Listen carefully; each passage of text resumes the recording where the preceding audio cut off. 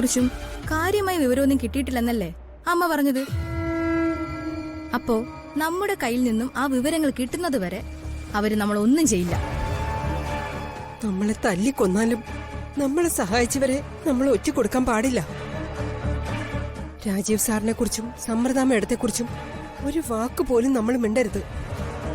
അവരെ കുറിച്ച് മാത്രമല്ല അമ്മേ, ഈ കേസിനെ കുറിച്ചും നമുക്ക് ഒന്നും അറിയില്ല എന്ന നിലപാടിൽ നമ്മൾ ഉറച്ചു നിൽക്കണം. എന്തായാലും നമുക്ക് സാക്ഷി വിസ്താരത്തിന് കോടതിയിൽ എത്തണ്ടേ? അപ്പൊ അവന്തിക എല്ലാ വിവരങ്ങളും അറിയില്ലേ? കോടതിയിൽ എത്തിയ പിന്നെ നമ്മൾ എന്തിനാ അവന്തിക്ക് പേടിക്കുന്നേ? നമ്മുടെ ജീവന് ഭീഷണി ഉണ്ടെന്ന് കോടതിയിൽ പറഞ്ഞ കോടതി നമുക്ക് പ്രൊട്ടക്ഷൻ തരും. പിന്നീട് നമ്മൾ ഒന്നും ചെയ്യാനുള്ള ധൈര്യം അവന്തിക്ക് ഉണ്ടാകില്ല. നീ ഒരു കാര്യം ചെയ്യേ, എങ്ങനെയെങ്കിലും പുറത്തിറങ്ങി ആ ഫോണൊന്ന് എടുക്കാൻ നോക്ക്. അല്ലെങ്കിൽ വേണ്ട, ഞാൻ തന്നെ പോയി നോക്കാം. വേണ്ടമ്മേ, ഞാൻ തന്നെ പോകാം. സമൻസോ? അതിനെ കുറിച്ചൊന്നും ഞങ്ങൾക്കറിയില്ല. നിനക്കും നിന്റെ തൊള്ളയ്ക്കും എല്ലാം അറിയാം.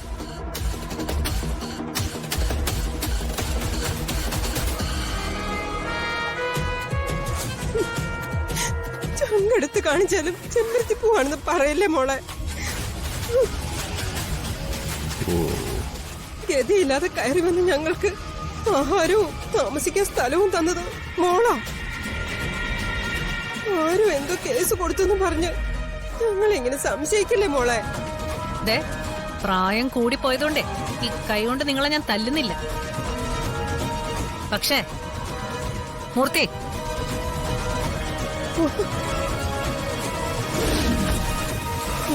അയ്യോ,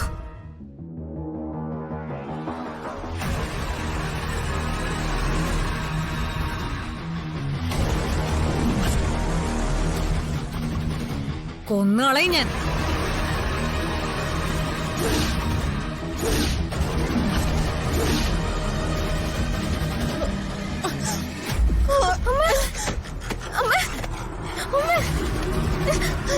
ദേ, 24 മണിക്കൂർ സമയം ഞാൻ നിങ്ങക്ക് തരും. സത്യം പറയണോ അതോ മരിക്കണോന്ന് നിങ്ങൾ തീരുമാനിക്കേ.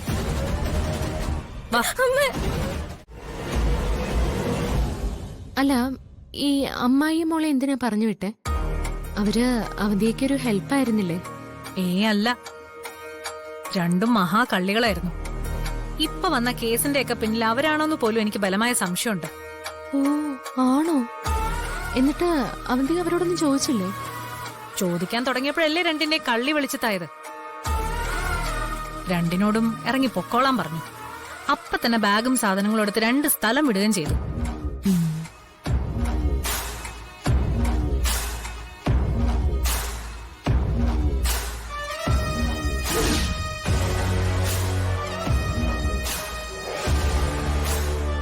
ശരിക്കും അവര് തന്നെയാണോ ആ കേസിന്റെ ഒക്കെ പിന്നില്? അവര് മാത്രമാവാൻ വഴിയില്ല. അവരുടെ കയ്യില് അതിനുള്ള സാമ്പത്തികമൊന്നും ഇല്ല. പക്ഷേ അവർക്ക് പിന്നിൽ മറ്റാരോ ഉണ്ട്. അവരുമായി ഒരു ബന്ധമില്ലാത്തൊരു സുഗതൻ മേനോനാ ഈ കേസ് കൊടുത്തിരിക്കുന്നത്.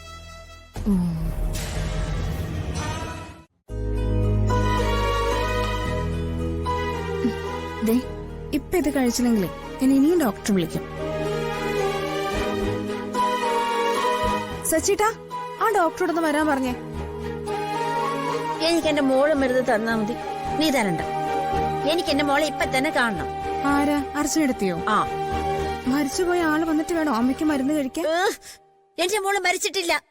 അവള് വരും. മാറിപ്പോടി.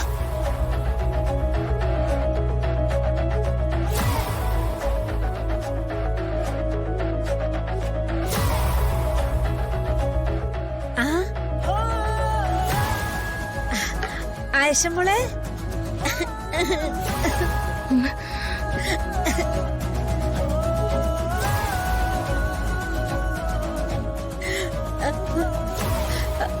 മോൾ എന്റെ അർച്ചന മോളെ കണ്ടായിരുന്നു? എനിക്ക് അവളെ കാണാൻ കൊതിയാവുന്നു മോളെ.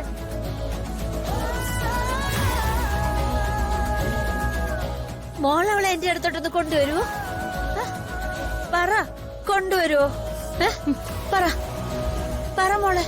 പിന്നെന്താ, അമ്മയുടെ മോളുടെ അടുത്ത് അമ്മയെ ഞാൻ കൊണ്ടുപോവാം.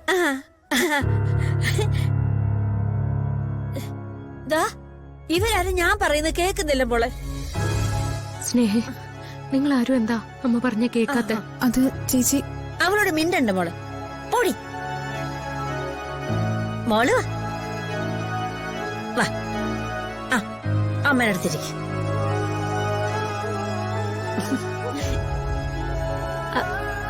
മോൾ എന്തിനാ ഇങ്ങനെ കറുത്ത വസ്ത്രം ധരിച്ചിരിക്കുന്നത്? മോളുടെ മുഖം അമ്മയ്ക്കൊന്ന് കാണാൻ പറ്റുന്നില്ലല്ലോ. മോൾ ഇതൊന്ന് മാറ്റിക്ക്, അമ്മയും മുഖം ഒന്ന് കാണട്ടെ. അയ്യോ അയ്യോ, അമ്മ, ഈ മുഖാവരണം അങ്ങനെ മാറ്റിക്കൂടാ. എനിക്ക് അമ്മയെ കാണാലോ. ആ. അത് മതി.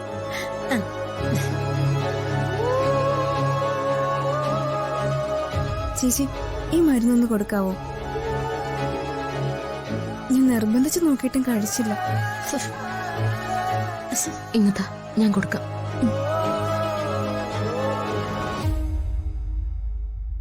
അമ്മ എന്താ മരുന്ന് കഴിക്കാത്തെ? എനിക്ക് വേണ്ട മോള്. എനിക്ക് എന്റെ മോളുടെ അടുത്തേക്കൊന്ന് പോയാ മതി. മോളുടെ അടുത്ത് അമ്മയെ ഞാൻ കൊണ്ടുപോവാന്ന് പറഞ്ഞില്ലേ? ഇപ്പൊ ഈ മരുന്ന് കഴിക്ക. മരുന്ന് കഴിച്ചില്ലെങ്കിൽ ഞാൻ പിണങ്ങും. ഞാൻ അമ്മയുടെ മോളെ പോലെയാണെന്നല്ലേ അമ്മ പറയുന്നത്? അത് സത്യമാണെങ്കിൽ ഈ മരുന്ന് കഴിക്കണം. കഴിക്ക.